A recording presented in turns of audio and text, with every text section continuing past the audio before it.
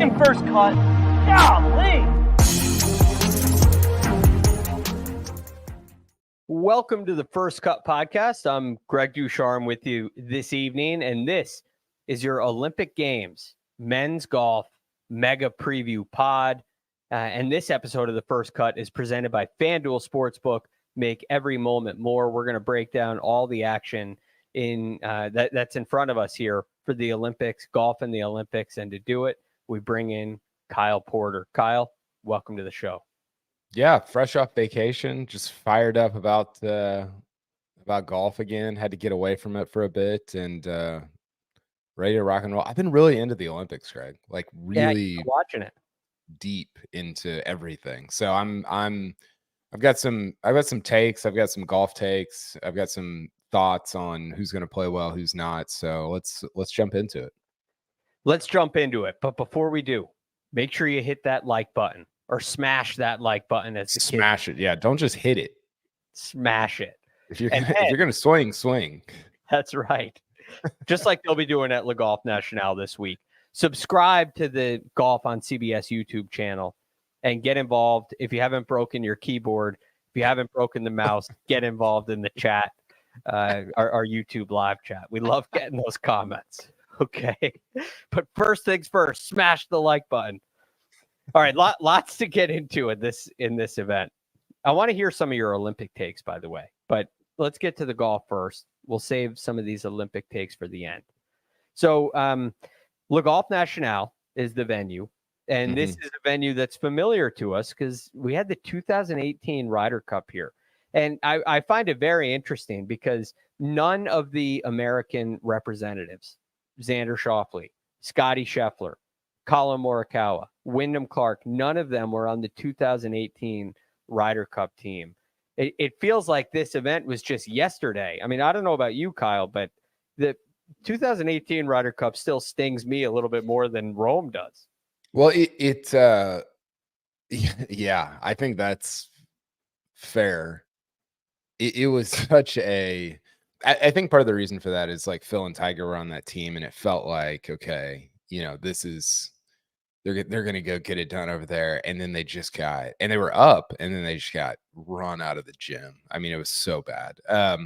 It seems like, it feels in my head like Xander was on that team. Obviously he wasn't. I guess his first team event was President's Cup 2019 at Royal Melbourne. Yeah, I think that's right. But what was interesting, I was looking at the standings. Xander finished 12th in the standings heading into the 2018. Tiger was 11th. Phil was 10th. Tony Finau was selected. He was 15th in the standings. Ahead of Xander. He was selected ahead of Xander. He was selected ahead. They left Xander off and they pulled Tony Finau onto that team. Now, I don't remember criticism about that, but Xander did go on to win the I guess he won the Tour Championship in, I guess it was 2017 because 2018. Well, it was Justin Rose that won the FedEx Cup. The FedEx Cup, and Tiger won the Tour Championship. I remember Finau being awesome at that Ryder Cup. He baptized Fleetwood on Sunday. He played with, I think he was with Webb for that Ryder Cup. But you know, I think Le Golf National, it's gonna be interesting. I don't know how much you've read or listened to the guys talking about it, but it doesn't sound like 2018 Ryder Cup is a facsimile for what we're going to see this week. I think there's a couple factors involved. You have, number one, there's been a lot of rain in Paris. So the ball will not be bouncing the way it was in 2018. I think it sounds like it's going to be pretty soft. Also, the rough, which was the thing that really hurt the Americans in that Ryder Cup. We could not handle the rough, and it will be a little bit lower. It won't be quite as thick. It's graduated rough. So it's almost in a way widen the landing areas a little bit. I think if you hit it in that lower cut of rough, you'll be able to advance it onto the green, even when you're trying to carry it over the water, because there's water on 10 holes out here. Yep. But if you are wayward, there is still some thick rough kind of up in the mounds. Yeah, and I think, you know, the way that guys have described it, so there's a couple things that stand out. I was reading through pretty much all the main guys' transcripts today and yesterday, and John Rahm kind of described it as like there's only one way to play the golf course. There's not like multiple routes to get to the green. And what that reminded me of, and this is something that other guys mentioned, is it feels like a PGA championship. It reminded me of kind of the way that guys talked about Valhalla. I remember JT talking about Valhalla from that perspective. So, you know, guys, I can't remember if it was Rory or maybe Scheffler yesterday. We're talking about how it's like an American type major feel in terms of the way the golf course is set up. Now, I don't know how that affects, or if it affects, the way that we think about who's going to play well here. But I thought that was interesting, because that's not historically, that's not the way. Even take the Ryder Cup out of it, that's not how I think about Le Golf National for the French Open or anything like that. So I found the way that guys were sort of discussing the golf course to be intriguing, and that could change, right? Like that, the course can change in a day or 2 days or 3 days or whatever. But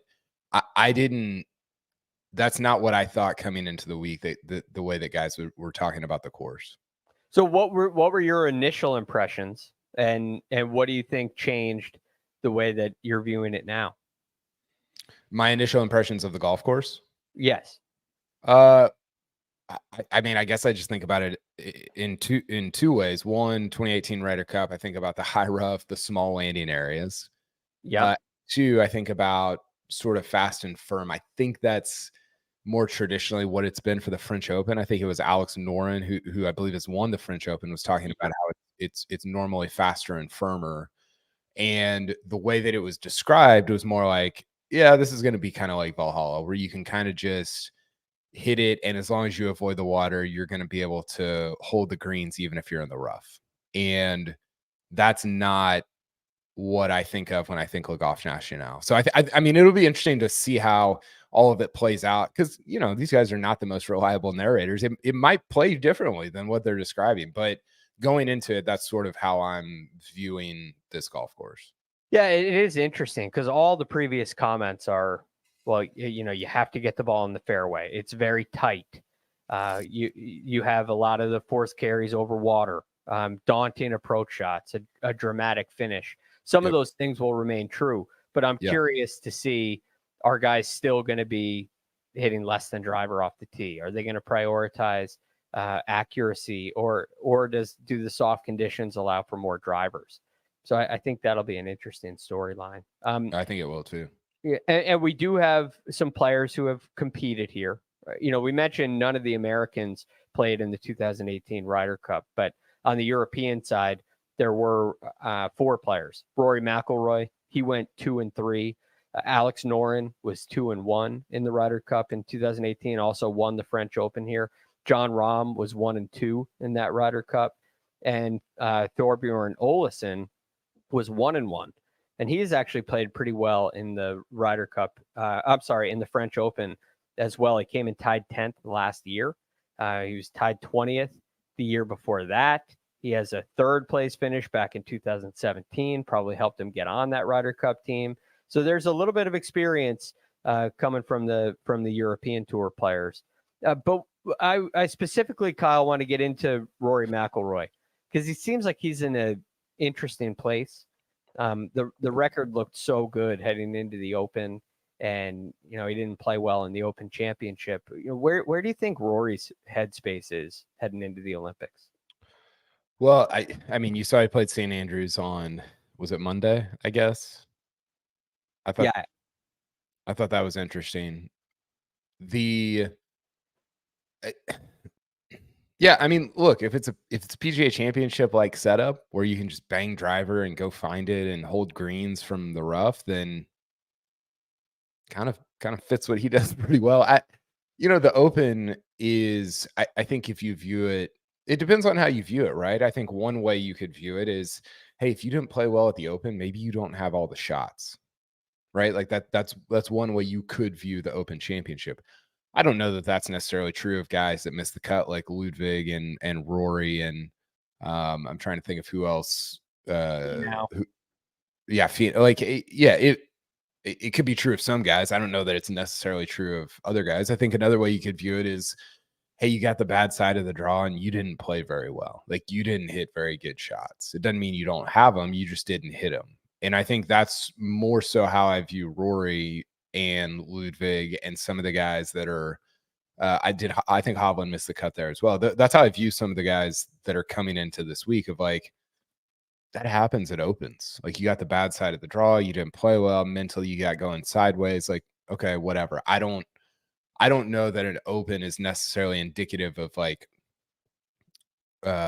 form specifically for this week, for this type of course. So with Rory, I think the expectations are extraordinarily high. I mean, I think if he doesn't medal, especially after missing a bronze in Tokyo in a playoff, I think that's probably a disappointment for him to miss out on a medal two straight Olympics. It's a interesting point. You know, where does Rory view this? I'm in a similar place as you. I think the perception of Rory will not change whether he wins the gold or doesn't medal at all. But I do think that the perception of Rory leans only on the majors, and for him, for the perception of Rory, the season ends after the Open, like you wish it does for everything. But when it comes to Rory's kind of mental state, an event like this, if he goes in and plays really well and wins gold or medals and has a strong showing, it could be really meaningful for him heading into the FedEx Cup playoffs. Yeah, and I think here's the thing, Craig, about where Rory's at right now. It's almost like, in a weird way, it's almost where Xander was at before he won these two majors, where it was like, okay, all these top 10s, again, you can view them in different ways. You can view it as, oh, can't close, right? Or you can view it as, oh, he's really close.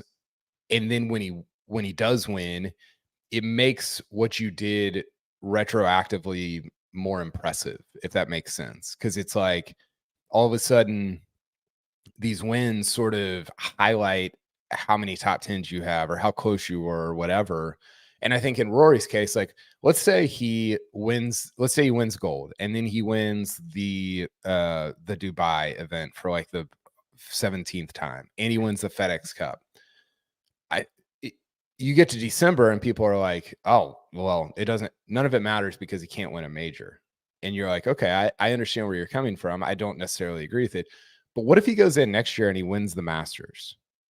Then all of a sudden, everything that you've done in retroactively becomes even greater and even more enhanced because of that major win. So I think majors in a lot of ways they're a big deal, but they're also an enhancer of everything else that you've done. They're a magnifying glass on the rest of your career. And I think that sometimes we don't always view them as such in the moment. Yeah, I always try to remind myself, and Xander Schauffele is really the catalyst for this. Yes. I try to remind myself when I look at resumes that, you know, what happens if you put a 1 at the end of this record, right? Yep. Somebody has T5, T6, T2, T4, T15. Well, okay. If you put a 1 on the end of that, it looks a whole lot different, to your point. Xander's the reason for it, but I think it's a really good point, Kyle. It brings Rory in there as well. Now, think about like Sergio's career or guys that won majors kind of late, like Adam Scott even or whoever. All of a sudden, it's like, oh yeah, like the rest of their career was pretty awesome, you know. And I don't know. I'm glad for that because I already, like, as somebody who's like deep into, and I'm talking more about from like a general public standpoint, right? As somebody who was like deep into it, I already thought Sergio's career was pretty awesome. But I love that a major win can sort of highlight what you've done previously. Right. It puts it over the edge, which is really cool. We do have in this field some other major champions competing for the gold. And then we have some players down towards the bottom that we haven't really heard of. There's a very interesting mix, a very diverse field in the Olympics here this week, which I think is kind of fun. I wanted to get your thoughts on this. You mentioned Rory didn't get a medal back in 2020, but you did have Rory Sabatini come in second place. He wins the silver medal. Was it CT Pan who ended up getting the bronze? Yep. So you have a very top-heavy field, but at the same time, we only had one kind of favorite earn a medal last time. You look at this field of Rory and Scotty Scheffler and Xander Schauffele and John Rahm and a lot of the real heavy hitters in the game, Colin Morikawa, and then you look at some of the other players. Do you think we're looking at a pretty significant gold, podium, or do you think we're going to see a diverse mix up there? Are you not going to try to pronounce those other players at the bottom? I'm not going to pronounce any of them unless you pick them in the betting card. Then I will. If you pick them in our little Olympics game, which we'll get to later, then I'll try to pronounce them. Yeah, I mean, look, it's hard to envision. Well, one, it's hard to predict. Rory Sabatini shot 61 on Sunday at Tokyo. Yeah. It's like, wow. I mean, what are you gonna do? It's impossible to predict stuff like that. And look, like, we were one shot away from a Hideki or a Rory finishing third at that event. So I think, historically speaking, you would say, yeah, you got to expect, especially if the golf course plays like a PGA Championship or a Valhalla. I mean, think about those leaderboards and think about the style of golf that it sort of encourages.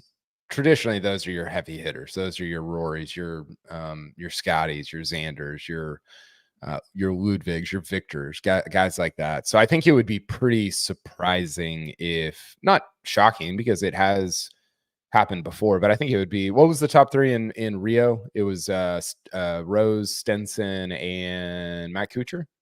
That's it. Okay, so Kuchar's maybe a little bit of a wild card, but it was still one of the top probably 15 guys in that field. He'd be a wild card now, but he wasn't a complete wild card in 2016, right? He was waiting on the PGA Tour.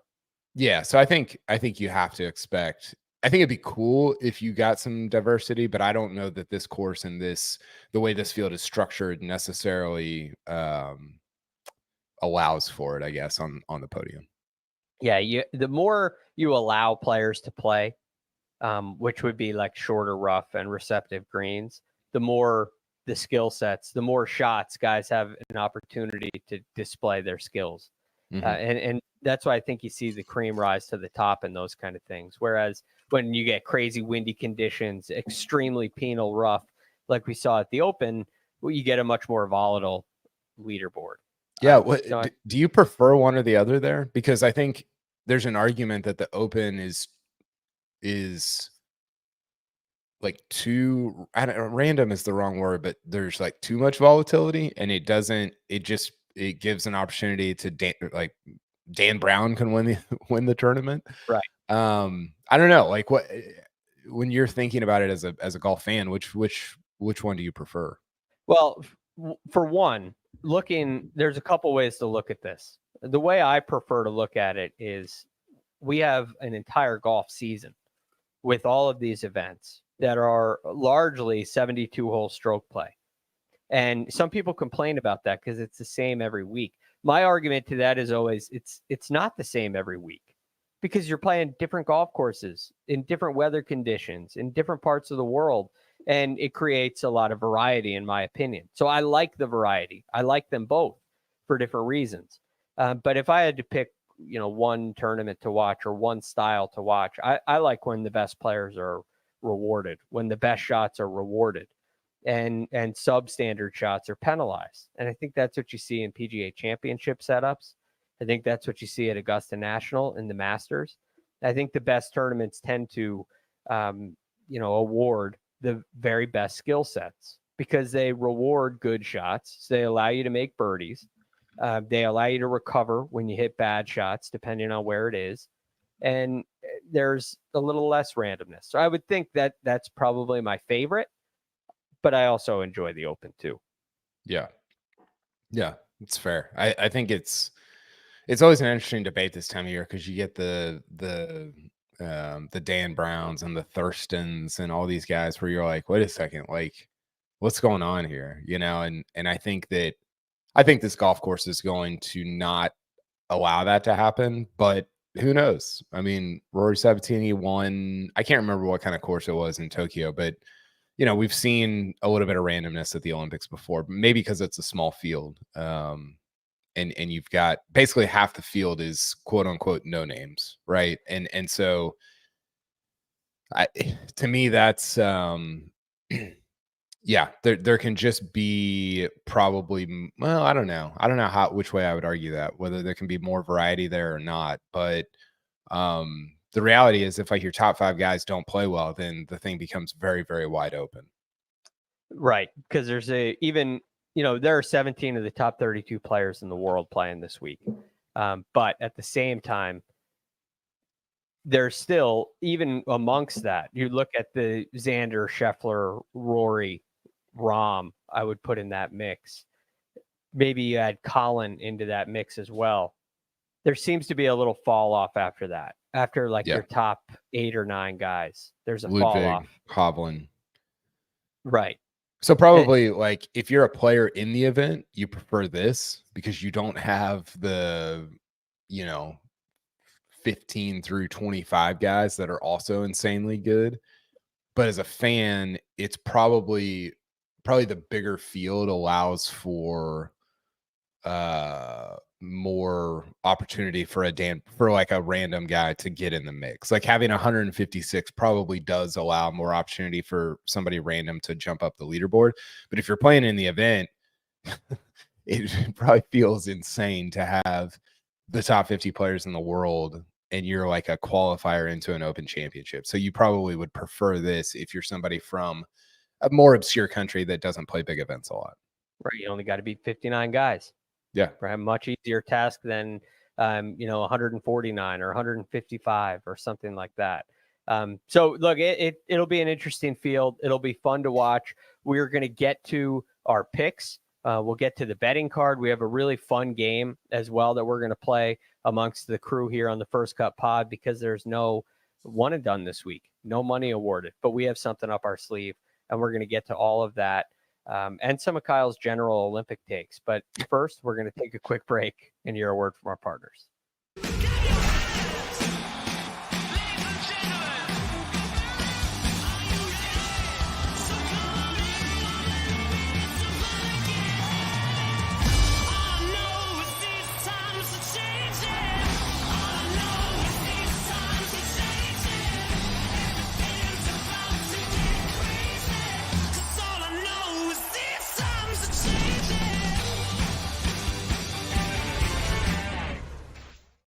And we're back. So there is no one and done this week. There are no FedEx Cup points awarded. There is no purse, but there is still a lot of action to be had. And so we got to get into our best bet segment. And this best bet segment is brought to you by FanDuel Sportsbook. Make every moment more. And the way this works, just like it does every week, Josh gives us very generously $100 to spend. We spend $50 on a matchup. We spent $30 on a finishing position and $10 each on 2 outrights. And Josh, let's reveal the betting card for the week, which is a little slim, Kyle. There's a little bit of pressure. Just a 2-ball today. Not a lot of opportunity to pile green on the card. But in your matchup, you got a couple heavy hitters. Who'd you go with? Yeah, I've got Victor Hovland over Tommy. Tommy's season is over. He's not been Fleetwood's been weird, right? Because he doesn't have a top 10 since the Masters, but he has finished in the top 40 of everything or top 30 or whatever. I don't think he's playing his best golf right now. And I think that with Hovland getting he's the underdog to Tommy Fleetwood, which is crazy because this time a year ago, he was probably the best player in the world. And I think this is a course, if it is truly a PGA Championship type setup, where did he play great this year? PGA Championship of Valhalla, right? So I think there's an opportunity, especially if it's not fast and firm, for Hovland to really just hit kind of his stock shots, not struggle with his chipping, and take advantage. So I think there's some value there with Hovland over Tommy Fleetwood. Yeah, it's not often you see Victor Hovland as an underdog in a matchup, but that's what Kyle has found this week. I've gone with Sepp Straka over Matt Fitzpatrick. I think Sepp's playing a little better. I think he's got more control over his golf ball. He seems to be still hitting it really well, and the results just kind of come and go. But this feels like a Sepp. It feels like an Austrian kind of golf course to me, like Sepp Straka. So I think he's going to have a great week and beat Matt Fitzpatrick. That's Sepp Straka at plus 105. On to the finishing position. You have gone with an Italian to finish in the top 20. Who do you got? Yeah, it's an Italian that has not played great golf over the last 8 years. Played his first major championship since 2016 at the U.S. Open at Pinehurst. Missed the cut there, but then he made the cut at the Open. Finished, I think it was T31. Matteo Manassero finished top 20 at the Scottish Open. He's been playing like really quality golf this year, and I think his confidence coming off that Open is at, I don't know about an all-time high, but in the last decade, probably a high for him. And he was 2-1 to finish top 20. This is not a deep field. It's the type of European course that he's used to playing, even though I just said it would play more like an American course. But I love the way he's playing more than anything. I don't know that it's necessarily a course fit as much as it is a Manassero being kind of hot right now, at least compared to his last like 10 years. One of my favorite long shots for sure. Tied 7th at the KLM Open, tied 10th at the Italian Open, tied 47th at the BMW International. You mentioned tied 15th at the Scottish, and tied 31st in the Open Championship, doing a lot of his legwork with the iron play. In fact, in all those events I just listed, he's lost strokes to the field putting. I know. So he's really done a lot of that work with the ball striking, which is great. I've gone a little higher up the board here. And now, like you said with Manassero, you only got to beat a third of the field to finish in the top 20. So the odds get a little shorter. And I'm taking a chance on Shane Lowry to finish in the top 10 at plus 160. I think he's absolutely been striping the ball. And it seems like his putting has come around a little bit. I know the Open Championship was frustrating for him, but I'm viewing that as a sign of good play. He's coming off a T19 at the U.S. Open, T9 at the Travelers, 6th at the Open. I think we get another top 10 from Shane Lowry. I love that. It's so easy to envision Lowry winning this tournament. I mean, right. It's already been a cool week for him being the like co-flag bearer, I guess, for Ireland. I think he was, and then he's just been playing really good golf. I would be surprised if he didn't finish inside the top 10. So hopefully we get a little green on the board with that one. In the outrights, we have a little bit of carryover, a little crossover. So we've taken this board of just 2, limited it even further. Give me your first outright, because it's the same as mine. Yeah, I've got Colin Morikawa. He's been the best player in the world this year that hasn't won yet, and he just doesn't finish outside the top 15 right now. I think he's got eight or 9 straight top 16 finishes, dating back to, I think this, like the Masters or maybe before that. So I think he's going to play awesome. Who knows if he's going to win, but I think he's going to be there with an opportunity to win on Sunday, which at 10-1 is kind of all you're looking for. Yeah, it's 6 top 10 since the Masters, 11 events, all of them inside the top 25. The putter has really turned around. That's why he's on my card as well. I think I still have an inkling that getting the ball in play is going to be really important. Even if it is PGA Championship style, that can still work for Colin Morikawa as well. He finish top 10 there, top 12, 4. Yeah. So he can handle any style of golf. But if fairways are at a premium, I'm always looking at Colin Morikawa. He's at 10-1. Now you got another player at 10-1. Interesting choice here. I think it's a pretty good one. Who do you got for your second outright? Yeah, I just saw some value here with Jon Rahm. He's coming off a live win. He played great at the Open. I think this is the best stretch of golf that he's played this year. He has a lot of top 10s on live, but they were, I don't know, like what for Jon Rahm, what is a T9 on live good? I don't know. It feels more like you got to finish top 5 if you're Jon Rahm in that caliber. I mean, there's some good players there, but there's not a ton. So This is the best golf he's played all year. And I think at 10-1, Jon Rahm at this time last year would not have been 10-1 for the Olympics, right? And I don't know if he's playing as well as he did this time last year, but it's pretty close, I think, at least based on finishes. So Scotty and Xander are obviously a problem, but I think there's a little bit of value there to be had at 10-1 with Jon Rahm. I'm with you on live finishes. They're really hard for me to quantify and assess value to. I don't know. Look, I still believe that it's hard to win there. And I think wins are impressive, and definitely carry some weight. But what does a T7 mean, right? What does T9 mean? I don't know. But seeing him go finish T7 at the Open Championship and then win the next week on live, I think there's definitely a sign that he is actually playing some legitimately good golf. And just for confidence too, right? Like just for your mental state, especially from kind of where he's been at so far this year. Seems to be in a much better mental state, as long as there's no heckling going on. Maybe he likes it. I don't know. I think he might.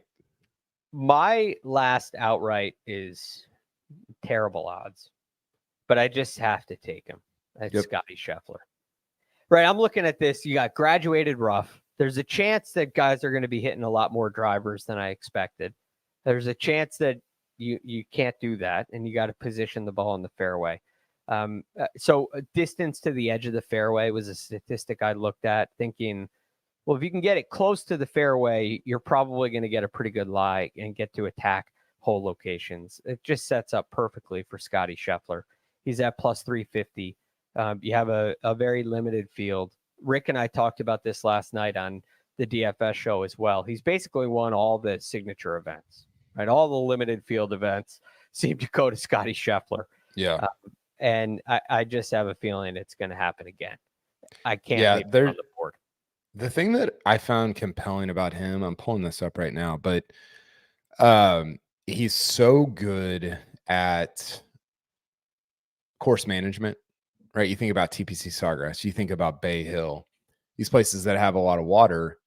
And you mentioned it earlier, Le Golf National has got 10 water holes on it. And he just won't take on unnecessary risks. And he just moves his dispersion around, I think, better than anybody in the world.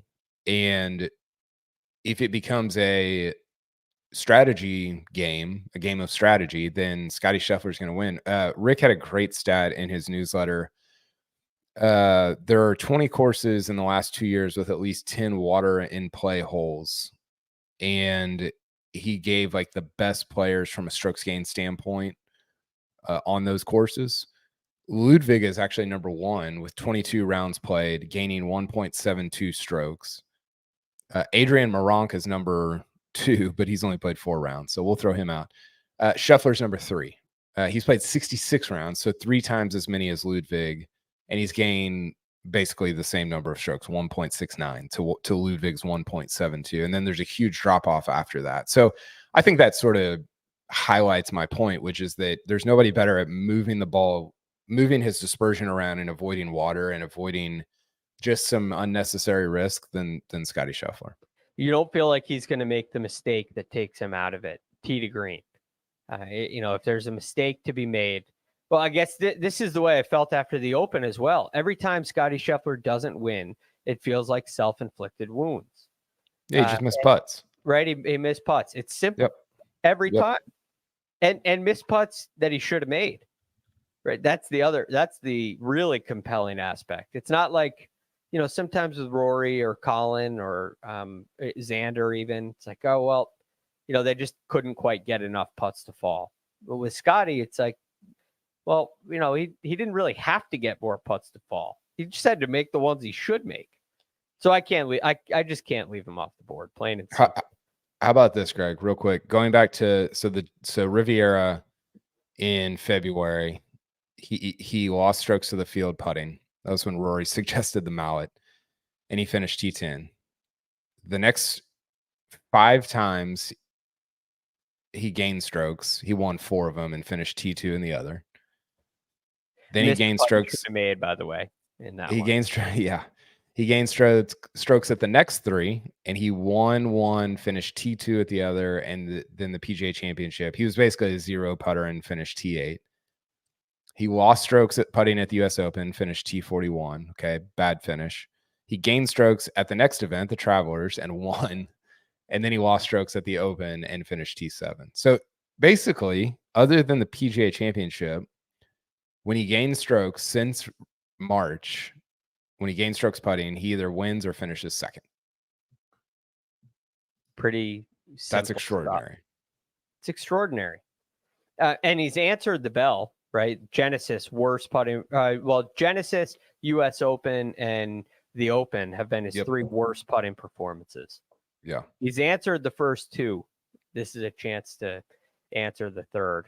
It's going to be fascinating. I can't wait to see what he does. And I hope he turns it around on the greens.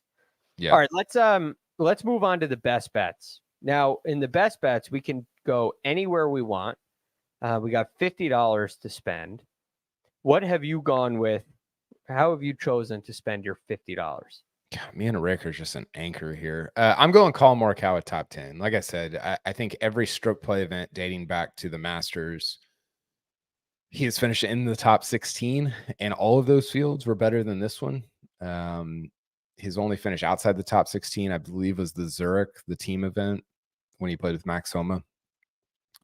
And plus 160, it's just, I don't know. This just feels like a Colin Morikawa T4, if not a win. So I that was the one that I felt the best about going into this week. Yeah, I think that's strong. Very strong. And I think it's a pretty good number too. I have also gone with a top 10 play. And it's Sepp Straka. Again, this is largely on a driving accuracy angle, which on a golf course that's only 7,100 yards, even if it is hit and splat and guys can hit drivers, I still think Sepp Straka has the iron play to contend and compete. And it feels like he's going to be bringing home at least a good finish back to his home country of Austria. I'm not sure how many times he's been there, but I think we're going to see a good week from Sepp for a top 10 at plus 280. I also really like that number. So we can try to chip our way back to the black as a team. We're down 11% so far on the year, and we need to make a move. So hopefully, Kyle, you and I can get us a little bit closer. Yeah, I hope so too. Because we need it. That is the best bet segment. And that segment was brought to you by FanDuel Sportsbook. Make every moment more. Now, we mentioned there's no one and done this week. No FedEx Cup points awarded. No dollars awarded. But there's a lot of hardware rewarded. And the cool thing about the Olympics is the hardware lasts for forever for the players. But we don't really talk about it for 4 years. So what we've decided to do is everybody on the First Cut podcast, Kyle, myself, Mark, Rick, Patrick, we have all chosen 4 players. We drafted them, and the lowest score to par, the best cumulative under par score, will earn the gold medal. And that gold medal will stay on our name tag for 4 years. Wow. The second best player relative to par will have the silver medal next to their name for 4 years. And the third will have the bronze next to their name for 4 years. So this is a long-term bet, which we are going to get to. We'll reveal those picks. But first, we got to take a quick break and hear a word from our partners. Well, you need your sports news anywhere? We've got breaking news to bring you. Then get your sports anytime you want them. Big trade news overnight to discuss. Because we know you need sports all the time. A lot of movement in the rankings this week. A legend adds to their legacy. We're bringing you that breaking news right here on HQ. CBS Sports HQ, anywhere, anytime, all the time. And we're back. Now, we couldn't get everybody on the team here for this segment. Schedules are tough. People are traveling. There's a lot going on this week for the First Cut team. So we did a draft via group chat today. It was first come, first serve. Josh sent out the notice. If you had your phone nearby, you were able to get a really strong draft pick. You got to pick 4 players, 1 player from number 1 to number 10 in the world, 1 player from 11 to 30, 1 player from 30 to 100, and 1 player from 100 and on outside the top 100. And the kicker is there are no repeat players. So we have 5 of us on the podcast. We have 4 players each. 20 of the 60 players have been selected. So we want to get to these. Oh, also no repeat countries. So you can't take more than one American. You can't take more than one Irishman or Spaniard. Only one country. So, Josh, I believe we have a little graphic here to show our selections. Let's reveal that. Yeah, pretty cool stuff here. So I'm going to go in order of the draft. Rick got the first team in, and he chose Scotty Scheffler, Hideki Matsuyama, Corey Connors, and Joaquin Niemann as his team. Kyle, I know he took some of your picks. You were very close reading the group chat to getting in some of these guys. What do you think of Rick's team? Yeah, producer Josh is rewarding phone addiction, which I highly disagree with. But yeah, I had Scotty, Hideki, Minwoo, who I ended up with, and Niemann. Niemann is like he's a fake 114th ranked player in the world, because on Data Golf he's like number 11 in the world, and that's a very much a live situation. But yeah, I mean, this is, if you were going off of a combination of best player and hottest player, this is probably what you would go with. I mean, obviously Scotty's the best in the world. Hideki was the best player outside the, like, between in that 10 to 30 range. Corey Connors has been playing awesome recently. And then Niemann was like a kind of an outlier outside the top 100. He was the very obvious outside the top 100 pick. So this team is very much the favorite. Yeah, he got a steal with that pick. And Corey Connors, maybe the best player in that 30 to 100 range, but also a very safe play. Kind of anchoring down that lineup. So I really like the team Rick put together. You were second. I think you thought you were going to be first. You ended up second. I did. It made some nice choices, some of which I was hoping to get. But who did you pick? Yeah, I got Xander, Shane Lowry, who we talked about earlier. I think he's going to have a really nice week. Minwoo, he was in that Corey Connors range of just outside the top 30 and just really solid. Maybe probably one of the 3 or 4 best guys outside the top 30. And then Matteo Manacero, like I said earlier, I think he's going to be awesome this week. It's a cool spot for him. He's coming in with a ton of confidence. I almost wanted to pick him. I mean, you had to pick Niemann if you were picking first outside the top 100, but I'm not that mad that I ended up with Manacero. No, if I were in the second spot, I would have taken Manacero. I would have taken Xander, because Scotty's going to be off the board. I would have taken Shane Lowry. I may have adjusted the Minwoo pick, but I still think it's a good pick. Patrick was third. He took Rory McIlroy, Tommy Fleetwood, Alex Noren, and Guido Migliacci, who has won here at Le Golf National. Alex Noren for Patrick was, he made a couple of adjustments. I'm not sure those were allowed. Maybe they weren't specified in the rules, but he made his adjustments, ended up with Noren. And so he's got 3 players. Tommy Fleetwood, Alex Noren, and Guido Migliacci have all won at Le Golf National. And Rory McIlroy played here in the Ryder Cup too. So Patrick has gone with experience. What do you think? Yeah. Hashtag good pick. Yeah, all champions at Le Golf National. Yeah. We'll see. I mean, I think Noren is really interesting. I almost prefer him if the course was the Ryder Cup / French Open setup. Just because, and he talked about this at length. He was like, listen, the rough, like, he's like, there's some areas on this golf course where if you have experience, they're very penal and you know what to avoid. And they've kind of taken those away this week, which obviously stinks for him, probably makes for more fireworks overall. But I think he's a really interesting guy this week as sort of, I don't know what his odds are, but as a little bit of a dark horse. Yeah, I think he's really interesting as well. Because he's just having a great year, and he's won here. So I think you're right on the button there.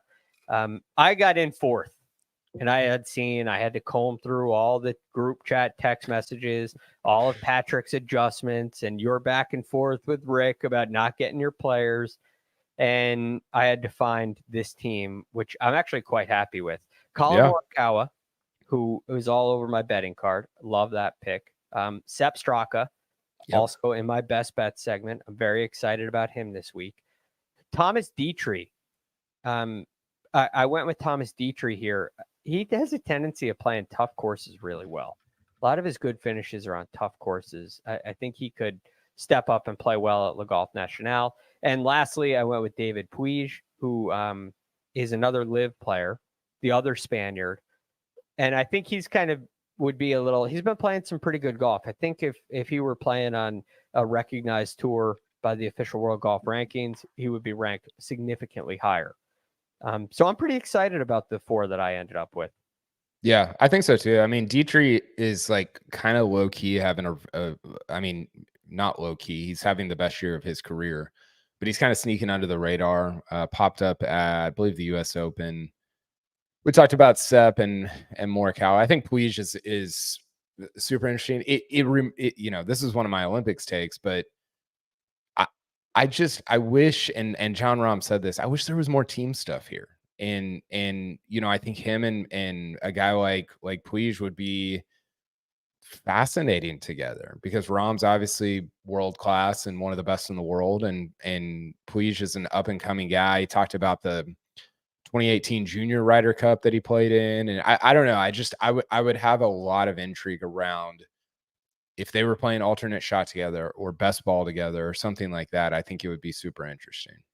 It's some interesting comments from John Rahm, which I do want to hear your takes on and ideas. Let's get Mark's team out of the way here. In the 5th spot, Mark took Ludwig, hashtag good pick. Sungjae Im, been playing some much better golf. I think that's a hashtag good pick. Seabez in the 3rd spot, very comfortable with that play, especially considering what he had left. Then he went with Sami Valimaki outside the top 100. He was really grasping at straws for that one. Just not a lot of great options. So I think all good picks from Mark. Any thoughts on his team, Kyle? Well, I have one thought. I'm double checking here. I don't think Sungjae is in the field. Because it's Ben On and Tom Kim. Yeah. Sungjae is not in the field. Wow. Do we just DQ Mark here? Well, I guess he's just got a empty space on the card. So he's going in with 3 players. It's like the gymnastics where you submit 4 and only 3 count for the scoring. Yeah. It's kind of like a one and done selection. You didn't get in, but you didn't lose the player. You still got 0 anyway. It's better than a missed cut. Should we just give him somebody from a different country? What do you think, Josh? Yeah, we can get you to pronounce some of these names. Well, let's see. So that's his 2nd pick. So that is in the official World Golf Rankings. You're talking about 11 to 30. And you can't have a repeat country. And it can't be anybody else that has been taken. So you're looking at Thigala, can't take him. Hideki, he's gone.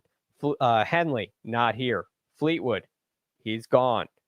Harmon, not here. McIntyre, not here. Homa, Finau. Wait, why isn't Bobby Mack there? I don't know. There's no Scottish players in this. That's weird, right? It is kind of weird. He's not here. Maybe. Do you have to have? Yeah, that's odd. Should we just give him Tom Kim? Yeah, for sure. Is he the next highest? He's next, and he's Korean. Perfect. Yeah, right. He gets Tom Kim. Yeah. Okay. Tom Kim. Josh, the 2 of us agree it's Tom Kim. Done. There you go. Settled. Perfect. Look at that quick work, Josh. Bravo. I think Mark will be happy about that, because we're not. Even if he's not, it doesn't.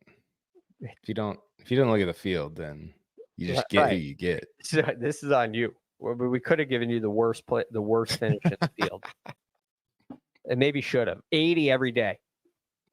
All right, I think this is a little more fair. All right, let's move on a little bit here. I just got one more thing, Kyle. Yep. I want to hear your Olympic. If you were going to redo Olympics, golf in the Olympics, what would you do? Well, I would make. I think that team golf is about the most compelling form of the sport that you can find in a lot of cases. Listen, I even think the team golf component of Live is I think they do it poorly because they basically just add up stroke play and call it team golf, and that's not really what you think of when you think of team golf. You think of the Ryder Cup or the President's Cup, best ball, alternate shot. I just think there's so many opportunities. I mean, you look at other sports in the Olympics, Greg, and it's like tennis doesn't really have a team component, and yet, I mean, I guess they have the Davis Cup, but golf is so uniquely positioned to do team type stuff in a way that other sports like tennis are not. And yet tennis still does double. They have like I thought it was the coolest thing in the world that Nadal and Alcaraz were playing doubles together. Like that is awesome. Right. And so you get these teams in golf and it's like they have there's no connection there. Like they take pictures together and they like play practice rounds together, but Wyndham Clark and Scotty Scheffler have nothing to do with each other in the actual event. Nothing. Which is so weird to me because golf is perfectly situated to do a team event of individuals. It would make the Olympic. We yell about this the last 3 Olympics.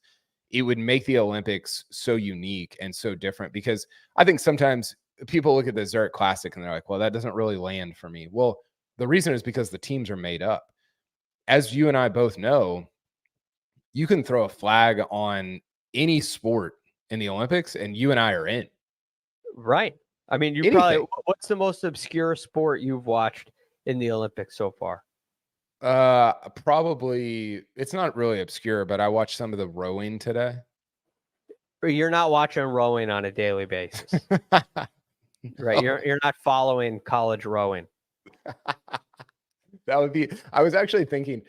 I was watching it. I was like, I wonder who, like, are there rowing writers? Are there rowing broadcasters, or do they just bring in people that are like? How does that even work?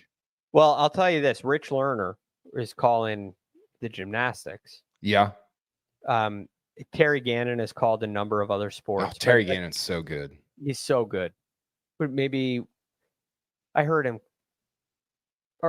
call other things in the past that are similar to this.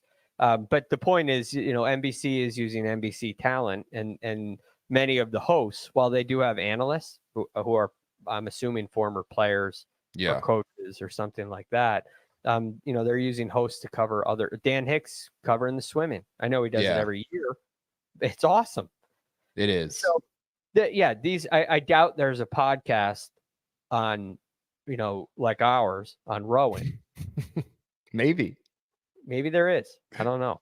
I think so. You could keep there's so many different ways you could do it. I think you could keep the individual aspect of it and still do a team component without making it 3 weeks long or however long the Olympics is.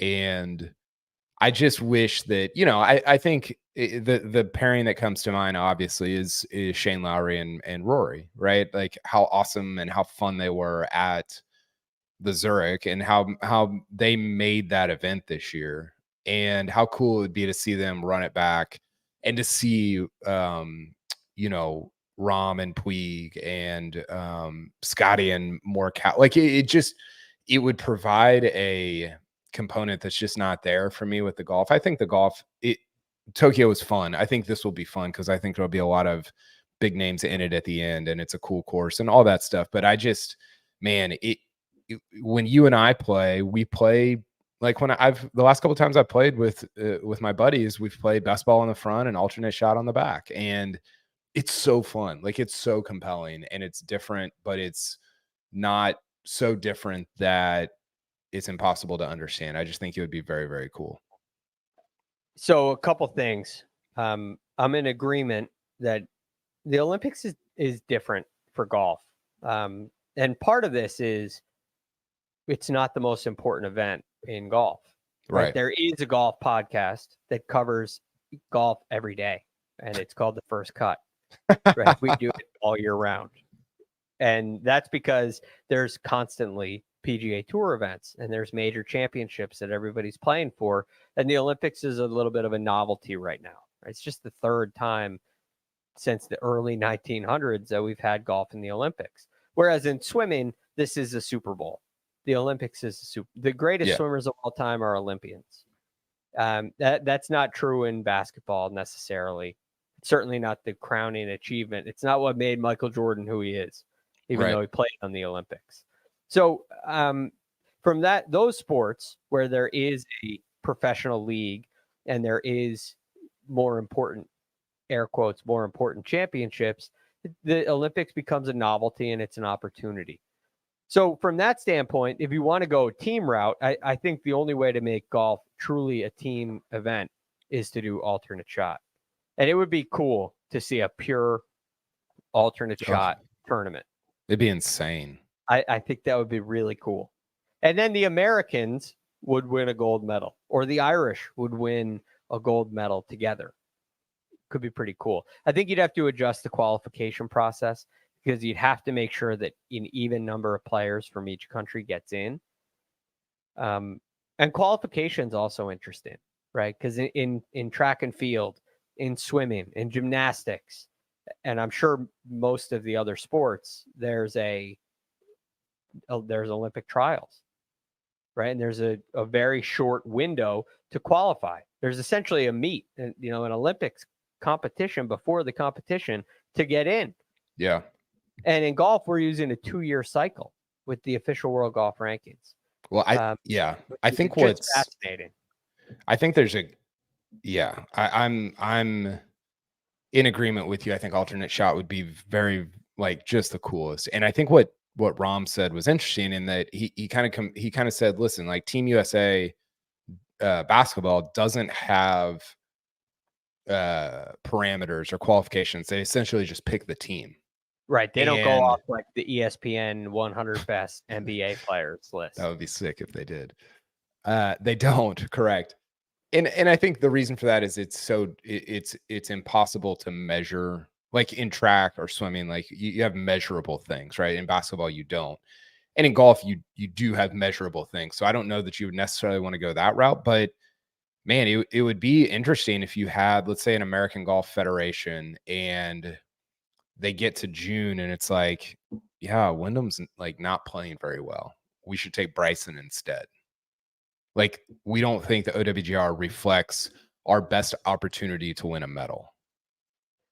And now it gets pretty political and you get into some Ryder Cup, President's Cup type stuff. But I thought that was an interesting idea because it all of a sudden you're more concerned about the team or about the country and the team than the individual. You're trying to put the team in the best position to win, because the primary thing would be winning the team stuff and not necessarily the individual side. So I don't know. There's a lot of different ways you could look at it, but I just think it's a huge miss by the IGF to not, or whoever was in charge of the formatting, to not make this a team format.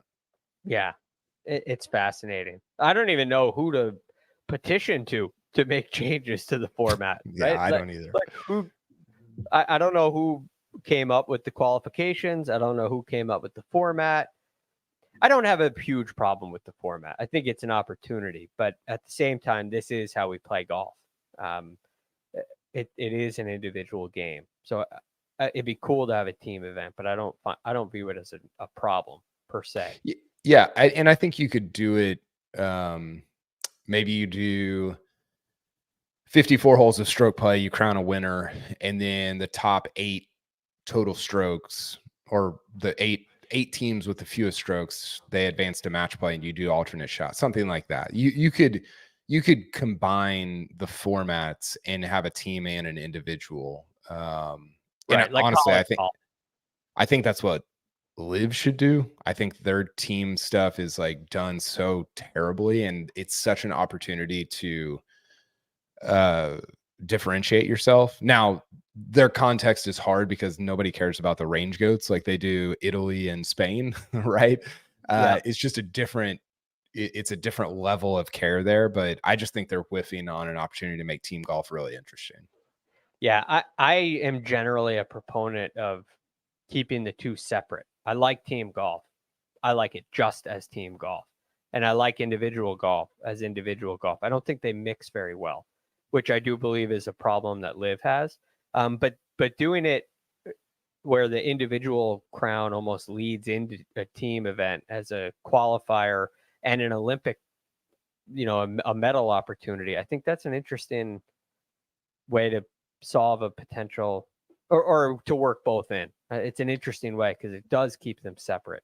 Yeah, and what if you had, how this is half baked idea, but how swimming, like swimming it's cool because there's individual stuff and there's team stuff. Golf and swimming are obviously very different sports, but to get into the team, like the relay finals in track and swimming, you have guys and women that are not they're not in the finals. Like they don't play in the finals. They just do the prelims. They just do the heats to lead into the finals. And then all of a sudden your superstars take over. That would be interesting. You would see who's the deepest country, who's who has the most great players. And there's so many different things you could do with it that, and I get like, it's not a primary Olympic sport. There's not really an incentive for either the IOC or the IGF or whoever's determining these things to take chances with it. But as a fan, I wish they would. Yes, because this is just the biggest storyline of what this really means is like, does this affect the Player of the Year race on the PGA Tour? Right. That's between two Americans. It's not even a tour event, though. No. But I do think it'll affect the voters. I do too. Right. You're sitting there with a ballot and all right, well, Xander's got 2 majors and the gold medal. Yeah. Right. And that's going to come into their mind. I agree. Whether you say it doesn't count or not, it will. I totally agree. Yeah. So look, it's going to be, regardless, it's going to be a really fun event to watch. We got 4 Americans in the mix. We got some of the best players in the world. I think it's going to be a great time. And right here on the First Cut, we're covering all of it. We have tomorrow on Wednesday, a 2:00 Sports Network show. It'll be live on CBS Sports Network at 2:00 Eastern, and we'll upload that to YouTube afterwards. So if 2:00 doesn't work for you, you'll be able to watch it afterwards. And then on Thursday and Friday, we have post-round coverage like we normally do. But Friday, that will also be on CBS Sports Network. It'll be at 2:00. So a little bit after coverage ends, tune into CBS Sports Network and we'll break it all down for you right there. Saturday and Sunday, of course, we have our post-round podcasts as well. So all things Olympic golf and a little bit more, we got you covered right here on the First Cut. Big thanks to producer Josh, all of his hard work, putting this show together, organizing us all, getting everybody's picks in the group chat, including Mark, and making quick adjustments. So thank you, Josh. Kyle, big thanks to you. You can follow Kyle Porter on on Twitter at Kyle Porter CBS. I'm Greg DuCharme. You can follow me at The Real GFD. That's all we got for you here on the First Cut podcast. We'll talk to you again next time.